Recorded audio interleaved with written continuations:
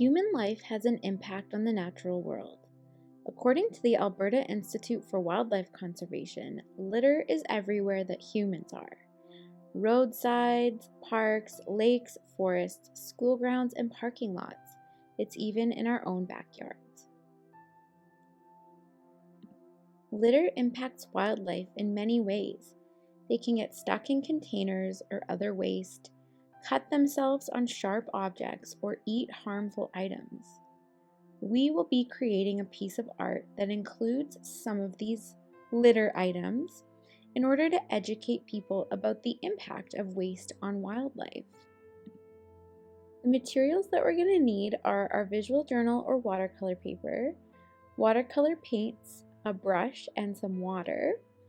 I'm going to use plastic wrap to create a cool watercolor background. So plastic wrap that you use to put over top of food. And then a pencil, Sharpie, eraser, and white pencil crayon. And then for the mixed media part where we're going to use the litter items, we're going to need glue, recycled materials, and scissors. You may also choose to use other found objects like crafting supplies as well. We're doing this so that we can get really good at communicating a message to our viewer. We're also going to make mixed media art. So we're going to use watercolors and Sharpies and pencil crayons and pencil, and also recycled materials and found objects. We're also looking at creating art with contrast. So we're going to have a colorful background and a black and white animal in our foreground. All right, let's get started. Let's make our recycled materials wildlife art.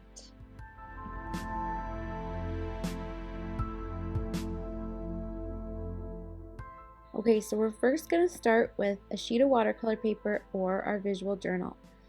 Now, we have learned our skill of drawing contour drawings. And that is basically what I'm going to do, is I'm going to look at a reference image of an Alberta animal, and I'm going to draw it with just lines on my page. However, to make this a little easier for me and make sure that this animal is going to fit on my page, I am drawing some simple shapes with very light pressure on my paper. So I am drawing a magpie, and I'm just doing a simple oval and a long rectangle for the tail. I'm just placing it all out on my page. And now I'm happy with it. I'm going to start with darker pressure with my pencil. And this is my contour drawing. So I'm only drawing the outlines and internal contours as well of this animal. So I'm not going to be doing any coloring or shading or anything like that, at least not right now. I'm also slightly simplifying my animal. So there's a ton of like feathers and different things, and so I'm just simplifying it because I don't want it to be super complicated. So I'm now going to start in with my background, and I'm going to be using this plastic wrap, and I also have some bubble wrap. I always save bubble wrap whenever I get it in a package, and I'll show you how I'm going to use it in just a second. So I'm just mixing a wash with my watercolors, putting a little puddle of water onto my plastic tray. You don't need to mix a wash if you want to just paint some water onto your paper and then add the paint directly to the paper. That will work as well. So I'm going to do the technique of mixing a wash, and I'm going to cover my whole background with a wash of different colors. I'm going to be using the wet on wet technique. In terms of color choices, you can choose whatever color you want or colors that you want. I recommend choosing 2 to 3 colors and try to make them analogous colors, so side by side on the color wheel. So I'm picking green, yellow, and blue.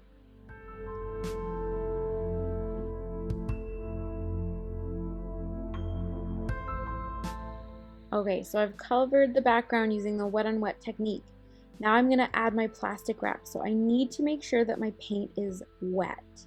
So because it took me a while to cover the background, I'm gonna actually just paint some water on top of an area of my paper and make sure that it's not need to be like dripping wet, but it definitely needs to be fresh paint. Okay, so now I'm ready. It's wet enough. I'm gonna press my plastic wrap or my bubble wrap onto the paper, and then I need to leave it there until the paint dries. Now I'm gonna do another area. I'm gonna just use regular plastic wrap. So first I will go over the area with water to make sure that it's gonna be wet enough, and then I will press the plastic wrap on top.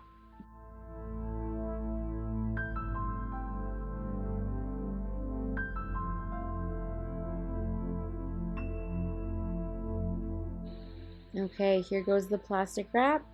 And press it right down. And then again, we need to leave it there. See how it's making that cool effect underneath? We need to leave it there until it dries. And when we remove it, it's going to leave that plasticky texture.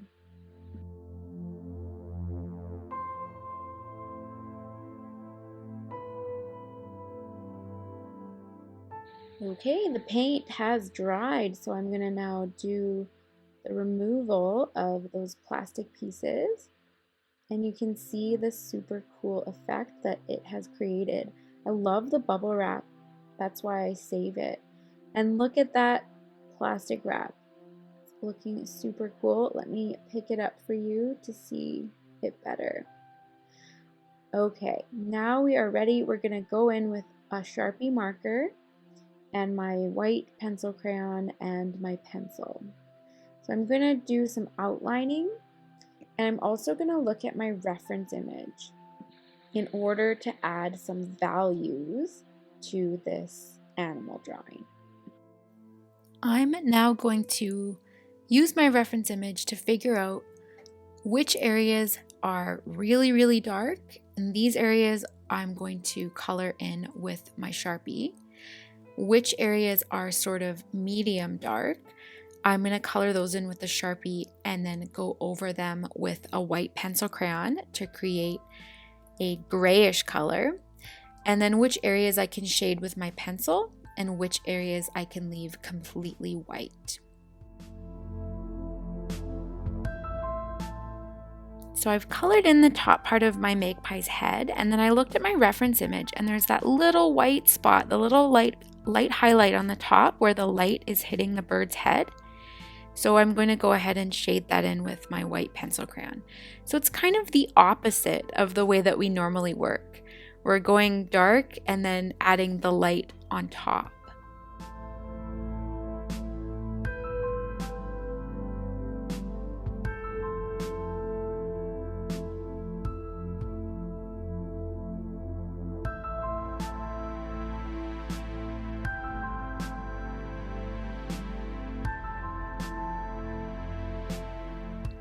So I'm finished with my Sharpie marker and my pencil crayon. I have a really dark value being the black Sharpie, and then a little bit lighter being the areas I've colored over with the white pencil crayon. So now I'm going to add this gray shade using my pencil.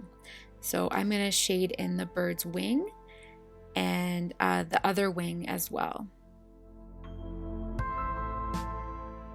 So we're all really familiar with shading with pencil.